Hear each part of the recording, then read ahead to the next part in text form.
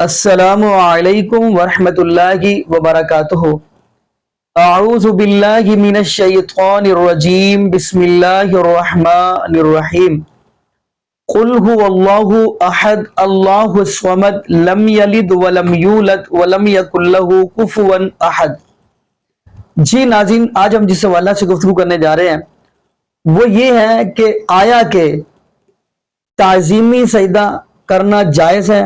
یعنی اکثر لوگ آپ نے معاشرے کے اندر دیکھا ہوگا، لوگ قبروں پہ جا کے، مزاروں پہ جا کے، درباروں پہ جا کے تعظیمی سجدہ کرتے ہیں، جھکتے ہیں، تو کیا یہ جائز ہے؟ جبکہ ناظرین یہ پہلی قوموں کے اندر ہوتا تھا۔ نبی پاک صلی اللہ علیہ وسلم کے نبی پاک صلی اللہ علیہ وسلم نے آ کر یہ بات کہہ دی کہ تعظیمی سجدہ بھی جائز نہیں۔ یہ تو بات ہو گئی۔ تو ناظرین اسی والا سے آج ہم آپ کو چند علماء کی گفتگو سنوانے جا رہے ہیں، یعنی وہ ایسے سمجھ لیں سوالوں جوابوں کی نشست چل رہی ہے، اس کے اندر سوال ہو رہے ہیں، سارے علماء تشریف فرما ہے، اور ان کے اندر ایک بریلوی مولوی ہے، اس کا یہ کہنا ہے کہ یہ جتنی بھی آیتیں قرآن کی پڑھی جاتی ہیں نا، کہ یہ غیر اللہ کو پکارتے ہیں، اللہ کے علاوہ کسی اور کو نہ پکارو، وہ بتوں کے بارے میں ہے۔ اور اس بندے کا کہنا یہ ہے جی نہیں، ہم اپنی حرکتوں سے باز نہیں آئیں گے، ہم قبروں کو سجدے کریں گے، مزاروں کو سجدے کریں گے، درباروں کو سجدے کریں گے، ہم چاٹیں گے بھی ان کی قبروں کو اور مٹی ان کی کھائیں گے بھی۔ میں اب کیا کہوں ناظرین ان کے بارے میں۔ اللہ پاک نے ہمیں رب کا قرآن دیا ہے، نبی پاک صلی اللہ علیہ وسلم کا فرمان ہمارے پاس ہے، تو پھر بھی قبریں ہم جا کے پوجے تو کیا یقین مانیے بڑے دکھ کی بات ہے۔ تو خیر ناظرین ہم وہ ویڈیو دیکھتے ہیں، پھر انشاءاللہ ناظرین آگے ہم بھی گفتگو کریں گے۔ تو آگے ناظرین مل کے گفتگو سنتے ہیں۔ آدم علیہ السلام کو فرشتوں نے سجدہ کیا، اللہ نے کرایا نا۔ اب یہ شرک تھا؟ نہیں، آپ بتائیں گے اس کا جواب، ہم تو آپ سے پوچھنا چاہتے ہیں۔ میں کہہ رہا ہوں اس وقت یہ شرک نہیں تھا۔ اس وقت شرک ہمیشہ شرک ہوتا ہے، اس غلط فہمی کو قاری صاحب دور کر لیجئے۔ شرک ہمیشہ شرک ہوتا ہے، یعنی آپ نے کتنا غلط لفظ بولا کہ اس زمانے میں شرک نہیں تھا، یعنی سجدہ اس زمانے کی بات نہیں کر رہا، یہ عمل اس وقت شرک نہیں تھا، اس وقت شرک اور نہیں آج تھا، شرک ہو جائے گا۔ آج شرک ہے۔ یعنی اگر اس لیے کہ اب اللہ نے کہا کہ میرے علاوہ آدم کو بھی سجدہ حرام نہیں، کہ اللہ تعالیٰ نے جو اس وقت فرشتوں سے کہا کہ سجدہ کرو، تو میں نے کہا اس وقت فرشتوں کا یہ عمل شرک نہیں تھا، کیونکہ وہ اللہ کی اطاعت میں تھا۔ اب اگر کوئی کرے گا تو وہ اللہ کی نافرمانی میں ہے۔ سجدہ کرنا شرک ہے یا نہیں ہے؟ جب اللہ کہے تو شرک نہیں ہے۔ اچھا یہ کیا بات ہوئی؟ عمل کے ساتھ سوال سن لیجئے کہ شرک ہمیشہ شرک ہوتا ہے یا نہیں ہوتا؟ ہمیشہ ہوتا ہے۔ تو اللہ تعالیٰ کے اذن سے بھی شرک ہوتا ہے کیا؟ اللہ تعالیٰ جو کہے وہی حق ہے، اللہ شرک کا حکم دیتا ہے، اللہ جو کہے، اللہ شرک کا حکم دیتا ہے، نعوذ باللہ من ذالک، کا حکم دیا نا۔ دیکھیں شرک کے بارے میں یہ بات بہت اچھے طریقے سے سمجھنی چاہیے کہ شرک کا بنیادی مطلب یہی ہے کہ اللہ کی ذات میں، اللہ کی صفات میں کسی کو شریک کیا جائے۔ مثال کے طور پر ما فوق الاسباب، کوئی بھی امداد اگر آپ اللہ، ایک تو ہے نا مثال کے طور پر کوئی آدمی آپ کے سامنے کھڑا، آپ اس کو کہتے ہیں مجھے پانی پلا دیں، ٹھیک ہے، یا آپ اس سے مدد مانگ رہے ہیں، لیکن یہ ایک سبب کے درجے میں، وہ آپ کے سامنے، آپ کو پتا ہے بھائی کوئی بھی آدمی ڈاکٹر ہے، وہ آپ کا علاج کرتا ہے، انجینئر نقشہ بناتا ہے، یہ سارے مسئلے مسائل لوگوں کے حل کر رہے ہوتے ہیں۔ ایک ہوتا ہے ما فوق الاسباب، کسی سے مدد مانگنا، کہ یہ کوئی اس کے پاس کوئی اتھارٹی ہے، اس کے پاس کوئی اختیار ہے کہ یہ مجھے رزق دے سکتا ہے، اولاد دے سکتا ہے۔ قرآن کریم میں اللہ تعالیٰ نے رسول اللہ صلی اللہ علیہ وسلم کو فرمایا کہ اے پیغمبر آپ کہہ دیجئے لا املک لنفسی ضرا ولا نفعا، آپ ان کو کہہ دیجئے کہ میں اپنے نفع نقصان کا مالک بھی نہیں ہوں۔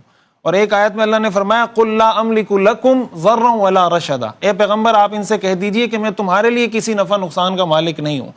اب ما فوق الاسباب جب اللہ کے علاوہ کسی سے مدد مانگی جاتی ہے، جو ہم سورہ فاتحہ میں پڑھتے ہیں ایاک نعبد و ایاک نستعین، اس کا کیا ترجمہ ہے؟ اس کا ترجمہ یہ نہیں ہے کہ ہم تیری عبادت کرتے ہیں اور تجھ سے مدد مانگتے ہیں، اس کا ترجمہ یہ ہے کہ ہم تیری ہی عبادت کرتے ہیں، ہم صرف تیری عبادت کرتے ہیں اور صرف تجھ سے مدد مانگتے ہیں۔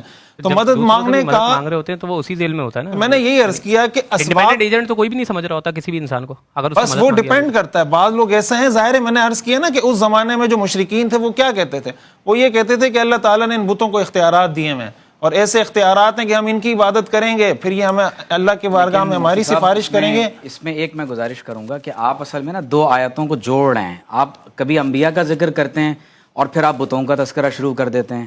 تو نبی جو بت پرستی سے بچانے والے ہیں، اور وہ بت جو نعوذ باللہ خدا کی طرف بلانے کے بجائے شرک کی طرف بلانے والے ہیں، ان دونوں آیات کو آپ الگ رکھ کے ڈسکرائب کریں. ایک مجھے لگ رہا ہے کہ شاید ایک دونوں چیزیں مکس اپ ہو رہی ہیں. تو اس میں میری التماس یہ ہوگی کہ جب آپ انبیاء علیہ السلام کا ذکر کر رہے ہیں اس کو آپ الگ ذکر کیجئے، اور جب آپ بتوں کا ذکر کر رہے ہیں ان کو آپ الگ ذکر کیجئے. اور ہمارا موضوع توحید ہے، شرک کی نفی ہے. انبیاء علیہ السلام نعوذ باللہ من ذالک، ان کے قریب جانا وہ شرک کی طرف نہیں لے جاتا، نبی کی بارگاہ میں پہنچنا ہی انسان کو توحید کی طرف لے جاتا ہے. یہی تو انبیاء والی آیات کو الگ کر دیں اور شرک اور بتوں والی آیت کو الگ کر دیں تاکہ ہمارے لیے بھی آسانی ہو جائے گفتگو کرنے میں. میں یہی عرض کر رہا ہوں، دیکھیں انبیاء تو ظاہر ہے کہ دنیا میں آتے اس لیے کہ لوگوں کو شرک سے بچائیں، لیکن دنیا میں ایسے لوگ موجود ہیں جنہوں نے حضرت عیسیٰ علیہ السلام کو خدا مانا یا نہیں مانا، اور وہ حضرت عیسیٰ علیہ السلام سے محبت کا دعویٰ کرتے ہیں یا نہیں کرتے. تو حضرت عیسیٰ علیہ السلام نے تو شرک سے روکا تھا. قرآن کریم میں آتا ہے نا قیامت کے دن اللہ حضرت عیسیٰ علیہ السلام سے پوچھیں گے کہ بھائی کیا تم نے ان کو حکم دیا تھا شرک کا؟ تو حضرت عیسیٰ علیہ السلام فرمائیں گے کہ آپ اپنے بندوں کو زیادہ جانتے ہیں، میں نے تو ان کو شرک کا حکم نہیں دیا. رسول اللہ صلی اللہ علیہ وسلم نے بھی یہی ارشاد فرمایا.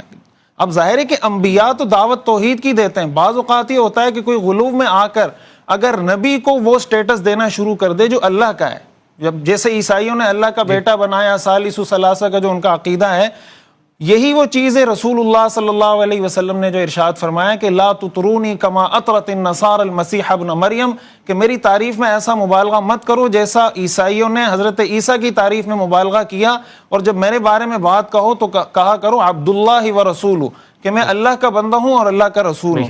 تو مقصد یہ جو بتوں کا اور یہ جو تذکرہ کیا گیا وہ اس سینس میں کہ اگر کوئی پیغمبر کی عبادت کرتا ہے، اگر کوئی پیغمبر کو معبود سمجھتا ہے تو وہ بھی مشرک ہے، اگر کوئی کسی بت کو معبود سمجھتا ہے تو وہ بھی مشرک ہے. اس کا ہرگز معاذ اللہ یہ مطلب نہیں ہے کہ کسی پیغمبر نے معاذ اللہ پیغمبر تو آئے دنیا میں عقیدہ توحید کی دعوت دینے کے لیے ہیں، کوئی بھی اللہ رسول اکرم صلی اللہ علیہ وسلم کو عبادت کی حیثیت سے تو یہ اس کا پس منظر ہے کہ اب اللہ کے علاوہ جس کو بھی معبود بنایا جائے گا وہ شرکی ہو. دیکھیے جو ابھی شرک اور توحید کے حوالے سے بات ہوئی، میں سمجھتا ہوں کہ اس میں دو چیزوں کی وضاحت ضروری ہے. آپ دیکھیے کہ قرآن مجید کی یہ آیت مبارکہ کہ الا لیقربونا الی اللہ زلفی، کہ جن بتوں کی نعوذ باللہ من ذالک مشرکین پوجا کر رہے تھے، انہوں نے قرآن مجید میں یہ بات رپورٹ کی گئی ہے کہ انہوں نے کہا کہ ہم ان کی عبادت صرف اس لیے کر رہے ہیں کہ یہ ہمیں اللہ تعالیٰ کے قریب کر دیں گے. تو اس کانٹیکسٹ میں جب ہم قرآن مجید کی یہ آیات مقدسہ جن میں نبی کریم صلی اللہ علیہ وآلہ وسلم کے بارے میں بھی اللہ تعالیٰ کا یہ فرمان کہ قل لا املک لنفسی نفعا ولا ضرا الا ما شاء اللہ، تو کائنات میں کوئی چیز ایسی نہیں ہے کہ جس کا انسان از خود مالک ہو جائے. کائنات کا کوئی فرد کسی کو ذاتی حیثیت میں نہ نفع پہنچا سکتا ہے اور نہ نقصان پہنچا سکتا ہے الا ماشاء اللہ. لیکن جب اللہ تبارک و تعالیٰ کا اذن ہو جاتا ہے تو پھر یقینی طور پر بندے ایک دوسرے کو نفع پہنچاتے ہیں. اس لیے قرآن مجید میں کہا گیا وَأَمَّا مَا يَنْفَعُ النَّاسِ فَيَمْكُثُ فِي الْأَرْضِ، کہ جو لوگوں کو نفع دیتا ہے، جو چیز لوگوں کے لیے نفع بخش ہوتی ہے وہ زمین میں قائم رہتی ہے. خیر الناس من ينفع الناس، تو ظاہر ہے کہ کائنات میں کوئی بھی شخص، جیسے میں بھی گفتگو کر رہا ہوں تو میں اس کا مالک نہیں ہوں، یہ قوت مجھے اللہ تبارک و تعالیٰ نے عطا فرمائی ہے. اب آپ دیکھیے کہ اللہ تعالیٰ خود حضرت سیدنا سلیمان علیہ السلام کے بارے میں فرماتا ہے کہ آپ نے دعا فرمائی کہ قال رب اغفر لی وہب لی ملکن، اے اللہ مجھے ایسی بادشاہت عطا فرما کہ لا ينبغی لاحد من بعدی، کہ میرے بعد ایسی بادشاہت کبھی کسی کو نصیب نہ ہو. اب آگے اللہ تعالیٰ کیا فرماتا ہے فسخرنا لہ الریح تجری بامرہ، ہم نے ہواؤں کو سلیمان علیہ السلام کے تابع کر دیا، وہ ہوائیں ان کے حکم سے چلتی تھیں. اب یہاں مراد کیا ہے کہ وہ اللہ تعالیٰ نے ان کو عطا فرمایا، اور اسی لیے اس آیت میں آگے جا کر کیا کہا گیا ھذا عطاؤنا، سلیمان علیہ السلام کو جو کچھ عطا ہو رہا ہے فرمایا یہ از خود اس کے مالک نہیں ہو گئے، یہ اللہ تعالیٰ کی طرف سے ان کو چیزیں عطا ہو رہی ہیں. فرمایا فمنن، اب آپ چاہیں تو اس عطا میں جس پر احسان کریں اسے بھی عطا کر دیں، او امسک بغیر حساب، یا آپ اسے اپنے پاس روک کر رکھیں. قرآن مجید میں رسول اللہ صلی اللہ علیہ وسلم کے بارے میں آپ ڈراپ کر دیں لائیو کال کو بھی. قرآن مجید میں رسول اللہ صلی اللہ علیہ وسلم کے بارے میں اللہ نے فرمایا وَلَوْ أَنَّهُمْ إِذْ ظَلَمُوا أَنفُسَهُمْ جَاءُوكَ، یا رسول اللہ صلی اللہ علیہ وسلم اگر یہ لوگ اپنی جانوں پر ظلم کر لیں تو آپ کی بارگاہ میں حاضر ہو جائیں. تو اللہ کے رسول صلی اللہ علیہ وسلم کا قرب ہی اللہ تعالیٰ کی بارگاہ تک انسان کو پہنچاتا ہے، اور اللہ تعالیٰ خود فرماتا ہے کہ اگر یہ اس کے بعد اللہ کی بارگاہ میں استغفار کریں اور آپ بھی ان کے لیے اللہ سے استغفار کریں تو لوجد اللہ تواب الرحیمہ. قرآن مجید میں کتنے ہی صیغے ہیں وما رمیت اذ رمیت ولکن اللہ رما. من یطع الرسول فقد اطاع اللہ، اور خود اللہ تعالیٰ آپ صلی اللہ علیہ وسلم کے بارے میں ارشاد فرماتا ہے کہ ان الذین یبایعونک انما یبایعون اللہ ید اللہ فوق ایدیہم. تو میرا خیال یہ ہے کہ بتوں کے ساتھ جب یہ آیات پڑھی جائیں کہ بت پرستی اس لیے کی جاتی ہے کہ اللہ کا قرب حاصل کر لیا جائے، اور ظاہر ہے کہ یہ مذموم ہے، شرک ہے، اللہ تعالیٰ اس کی نفی فرماتا ہے، اہل ایمان بھی اس کی نفی کرتے ہیں. لیکن اسی کانٹیکسٹ میں اگر آپ صلی اللہ علیہ وسلم کا ذکر کر دیا جائے تو میں یہ سمجھتا ہوں کہ یہ بات درست نہیں ہے، کیونکہ اللہ کا صرف نبی ہی نہیں، کائنات کا کوئی شخص اپنی ذاتی حیثیت میں کسی بھی چیز کا مالک ہونے کا نہ قائل ہے اور نہ ہی کوئی شخص اس کا عقیدہ ہونے کا دعویٰ کرتا ہے. مسلمانوں میں کوئی شخص بھی نبی کریم صلی اللہ علیہ وسلم کی عبادت نہیں کرتا، اور جو اللہ کے رسول کے قریب ہوتا ہے اسی کو اللہ کا قرب نصیب ہوتا ہے. ٹھیک ہے، دیکھیں میں اس میں بات عرض کروں، ایک لائیو کال لے لیتے ہیں یا پھر آپ کی طرف میری بات پر ہی مکمل ہونے دیں. اصل میں مجھے یہ سمجھ نہیں آ رہی کہ ڈاکٹر عمیر صاحب پتہ نہیں اس نقطے کو لے کے کیوں بار بار اس کو ریپیٹ کر رہے ہیں. واللہ مجھے نہیں پتہ یہ اسے کیا ثابت کرنا چاہ رہے ہیں. میں اپنی بات کی پہلے وضاحت کر چکا ہوں کہ ہم نے جس کانٹیکس میں بات کی تھی، اور اب یہ جو انہوں نے بات کی اس کی بھی میں وضاحت کروں. دیکھیں انبیاء کرام علیہم السلام، جیسے حضرت سلیمان علیہ السلام کا تذکرہ ہوا تو انبیاء کے معجزات کا تو کوئی انکار نہیں کرتا. انبیاء کے معجزات کا ذکر حضرت موسیٰ علیہ السلام کا معجزہ، حضرت ابراہیم علیہ السلام کا، حضرت سلیمان علیہ، خود حضور علیہ السلام کے کئی معجزات ہیں. شق قمر کا معجزہ اور قرآن کریم خود یہ معجزہ ہے. کئی معجزات کا صحیح احادیث کے اندر تذکرہ موجود ہے. تو معجزات کا اس پہ پہلے بھی بات ہوئی تھی کہ معجزات کا تو انکار کیا ہی نہیں جا سکتا. معجزات کا انکار قرآن کا انکار ہے، کرامات کا انکار قرآن کا انکار ہے.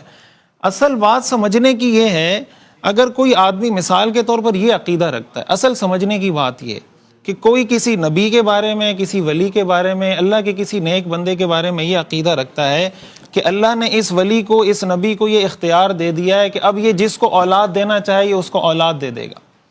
اب یہ بات تو ٹھیک ہے کہ اللہ کے انبیاء نے جو کام کیے وہ اللہ کے اختیار دینے سے ہی کیے، لیکن اب اگر اس کی بنیاد پہ کوئی یہ عقیدہ رکھتا ہے کہ اللہ نے مستقل یہ اختیار سونپ دیا ہے کسی ولی کو، کسی غوث کو، کسی پیغمبر کو، اب اولاد دینا اس کا کام ہے، رزق دینا اس کا کام ہے، عزت دینا، ذلت دینا اس کا کام ہے.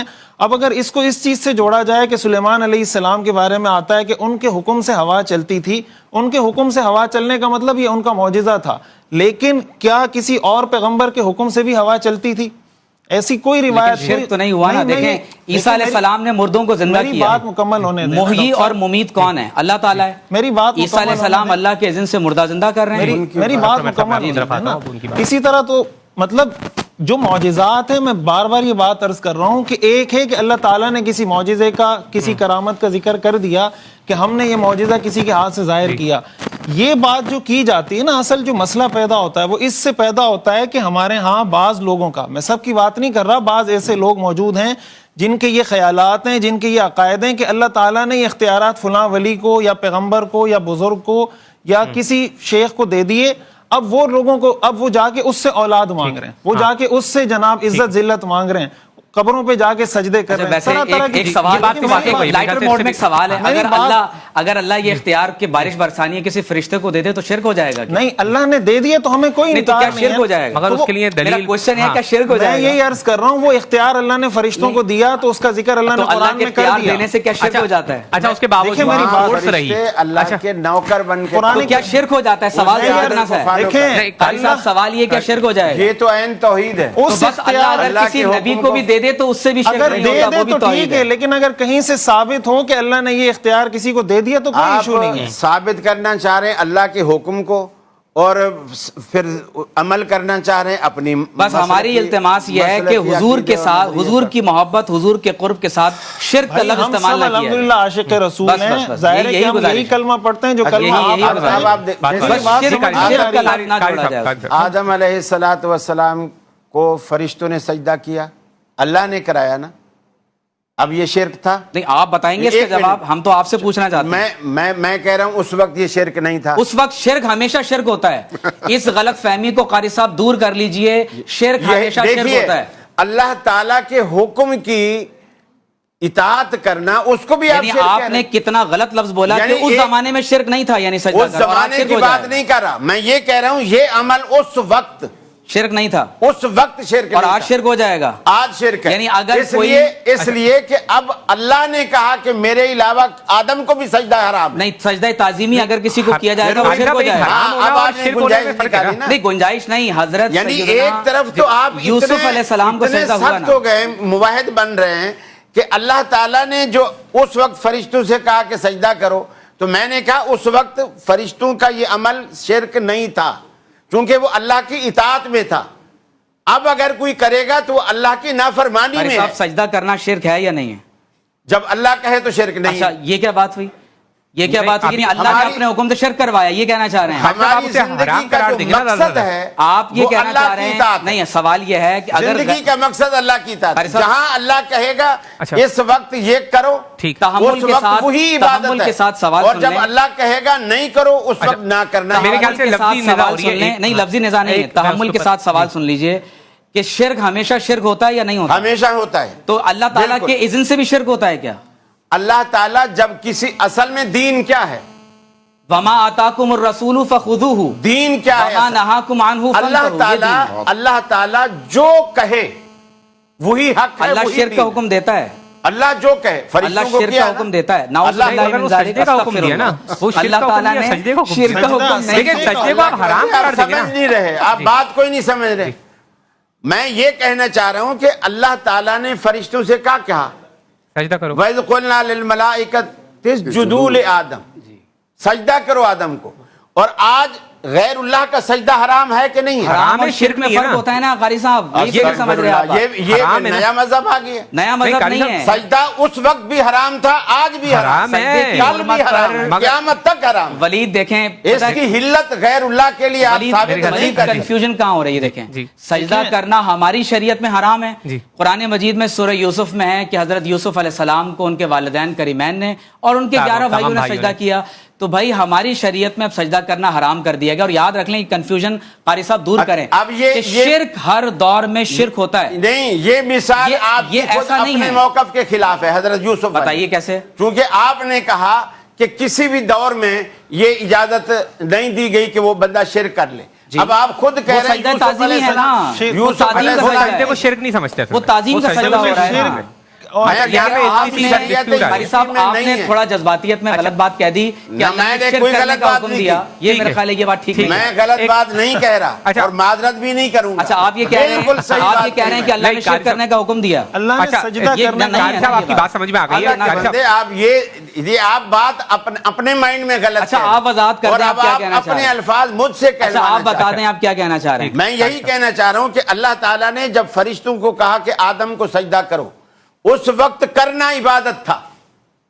شیطان کو بھی کہا کہ کر, اس نے نہ کیا. اچھا, غیر اللہ کو سجدہ کرنا شرک ہے یا نہیں؟ میری بات تو پوری ہونے دینا. شیطان کو بھی وہی کہا جو فرشتوں سے کہا. ایگریڈ. شیطان نے نہیں کیا, وہ نافرمانی میں آیا.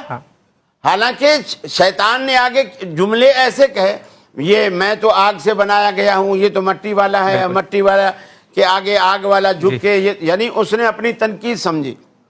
فرشتوں نے کوئی بحث نہیں کی, جیسے اللہ نے کہا فوراً جھک گئے. یعنی اسلام کہتے اسے ہیں, ادھر حکم خدائی ہو, ادھر گردن اگر شیطان مشرک نہیں ہے, کوئی بات ہی قاری صاحب شیطان مشرک نہیں ہوا, اس نے نافرمانی کی ہے, اس نے تکبر کیا. اس کو کہیں یہ بولا کہ مشرک ہے وہ, خدا کے ساتھ کسی اور کو ٹھہراتا ہے کیا؟ شیطان مشرک نہیں تو پھر دنیا میں کوئی بھی مشرک نہیں. اس کو مشرک کہاں ٹھہرایا گیا؟ آپ سے آپ اس کو نافرمانی ٹھہرایا گیا, اس کو متکبر کہا گیا ہے, مگر اس کو مشرک کہاں ٹھہرایا گیا؟ کروں دیکھیں قاری صاحب کو کنفیوژن کہاں ہو رہی ہے. جب اللہ تبارک و تعالی سجدہ کرنے کا حکم دے رہا ہے, آپ کعبے کی ڈائریکشن میں سجدہ کرتے ہیں, کعبہ کو سجدہ نہیں کر رہے ہوتے. ٹھیک ہے, اللہ تبارک و تعالی کو سجدہ کرنا یہی عبودیت کا تقاضا ہے. غیر اللہ کو سجدہ عبادت کے لیے ہوگا تو شرک ہوگا, تعظیم کے لیے ہے تو شرک نہیں ہے. نعوذ باللہ من ذالک. قاری صاحب تعظیم کے لیے ہے تو شرک نہیں. آپ رک جائیے قاری صاحب, یہ کیسے پاسبل ہے کہ اللہ تعالیٰ شرک کرنے کا حکم یوسف علیہ السلام کو دے, یعقوب علیہ السلام کو دے, تمام فرشتوں سے شرک کروائے؟ میرا خیال ہے کہ ہمیں تھوڑی سی جو ہے وہ اس بارے میں عقل کرنی چاہیے. تعظیم و توقیر و تعزروہ वत्तवक्किरू। साहबा ने हमेशा क्या कहा है, अल्लाह व रसूलुहु आलम।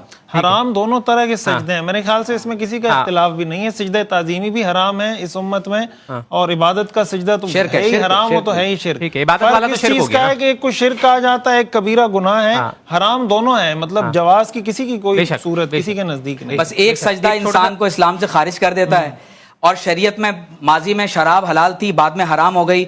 तो बस ये फर्क मैं करवाना चाहता हूँ कारी साहब से कि ताजीम और शिर्क में जरा डिफरेंस को मलहूज रखें। कारी साहब एक अब कारी साहब आप बता कर दें, सजदा ताजीमी भी हराम है, सजदा बिल्कुल हराम है, लेकिन जो सजदा आदम अलैहिस्सलाम को हुआ वो हलाल था। पूछो मैं इनसे, ये जब हम आते हैं तो इस्तकबाल करते हैं, शुरू में ये थोड़ा सा ऐसे हो जाता, मैंने कहा नहीं, ये अल्लाह के आगे किसी के आगे सर नहीं झुका है, कहा मैंने। बिल्कुल, ये हमारी अहले हदीस की रग रग में ये बात बैठी हुई है कि सर को अल्लाह के सिवा कहीं नहीं झुका। वालिदैन के सामने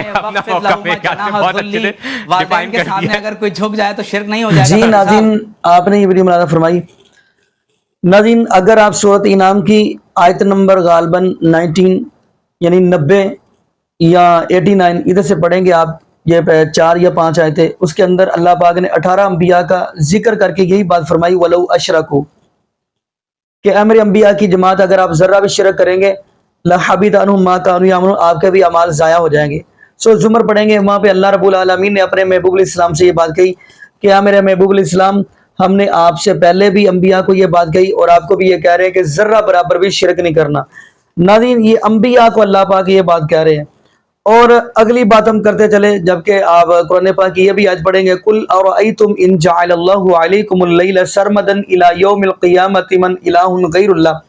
यानी इस आयत का तर्जुमा ये है कि अल्लाह रब्बुल आलमीन फरमाते हैं, मेरे महबूब अलैहिस्सलाम, आप इनसे कह दें अगर अल्लाह रब्बुल आलमीन क़यामत तक रात ही रखे, यानी रात ही डाले रखे, कोई माई का लाल, कोई बुजुर्ग, कोई बाबा, कोई कब्र वाला, कोई भी दरबार वाला दिन चार सकता है? नहीं। अगली आयत के अंदर फरमाया अगर क़यामत तक अल्लाह दिन रखे तो कोई रात नहीं डाल सकता। अब उस बंदे का ये सवाल है जी, ये तमाम कुरान पाक की आयत बुतों के बारे में। तो नाज़रीन, फिर सूरह आराफ की उस आयत का हम क्या करेंगे, इन्नल्लज़ीना तदऊना मिन दूनिल्लाहि इबादुन अमसालकुम, इस आयत का क्या करेंगे? ये गालिबन आयत है 194 सूरह आराफ की। इसके अंदर अल्लाह रब्बुल आलमीन फरमाते हैं, बेशक वो लोग जिनको तुम पुकारते अल्लाह के अलावा, तदऊना मिन दूनिल्लाह, जिनको तुम पुकारते अल्लाह के अलावा, अल्लाह के अलावा, इबादुन अमसालकुम, वो तो आपके जैसे बंदे ही हैं। ये तो बंदों के बारे में फिर आ गई। चलो बाकी आयत तो क्या दी कि बुतों के बारे में, तो ये तो अल्लाह पाक कह रहे वो तो जिनको तुम पुकारे वो तो आपके जैसे बंदे, इबादुन अमसालकुम, वो तो आपके जैसे बंदे ही हैं। फिर नाज़रीन इस आयत का क्या करेंगे? बाकी नाज़रीन यहाँ पे हम दुआ करते हैं अल्लाह पाक हमें नबी पाक सल्लल्लाहु अलैहि वसल्लम की शरीयत के मुताबिक ज़िंदगी गुजारने की तौफीक दे, और अल्लाह पाक हमें 5 वक्त का पक्का और सच्चा नमाजी बना दे। और जितने भी बे औलाद जोड़े हैं अल्लाह पाक सबको नेक नूरीना, सेहत तंदुरुस्ती वाली, ईमान वाली, लंबी ज़िंदगी वाली औलाद अता फरमा दे। जज़ाकुमुल्लाहु खैरा, अहसन जज़ा। अस्सलामु अलैकुम व रहमतुल्लाहि व बरकातुहू।